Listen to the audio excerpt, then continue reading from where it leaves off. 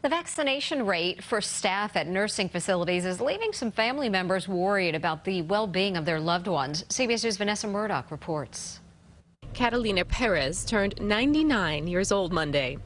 She survived COVID last year, thank God. Her grandson and representative for Voices for Seniors, Henry Gujom, stopped by her home at the Plaza in the Bronx to help her celebrate. Then he spoke with us via Zoom. Just under 48% of staff there have been vaccinated. Wow. So that's something that, it should be higher at this point. The state average is higher, according to the New York State Department of Health. It's now 58%, up from 46% in mid-March. Gujom feels strongly that no one should be required to take the vaccine, but admits low numbers are a problem. Our loved ones are there, and they're not protected. Here at Oceanside Care Facility in Nassau County, the staff vaccination rate far exceeds the state average. We're about 90% vaccinated. Administrator REA Greenfield says educating himself first, then his staff, proved critical in achieving one of the highest staff vaccination rates in the state. I went to each individual employee who was maybe hesitant or wasn't sure, and I said, let's have a conversation. What are your fears?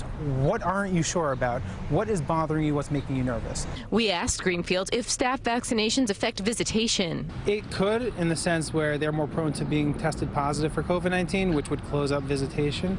Okay. According to the guidance. It has happened, according to Debbie Sokolowski-Banahan. Once in a while they say to me, you can't come in, somebody tested positive. She comes to visit her 92-year-old father, Manny, as often as possible. She tells us the former NBA referee and COVID survivor has a larger-than-life personality. The isolation through the worst of the pandemic was horrible for him. He said, I just want to go out and talk to people.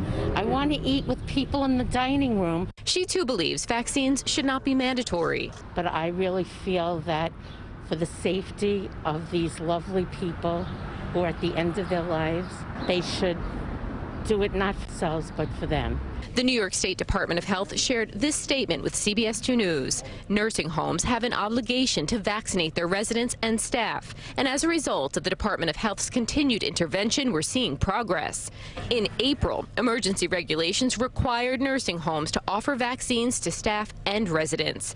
Lack of compliance could lead to a $2,000 fine per violation. From Oceanside on Long Island, Vanessa Murdock, CBS 2 News. The Department of Health also shared that because vaccines are approved under emergency use authorization, the state cannot currently mandate COVID-19 vaccines. Well,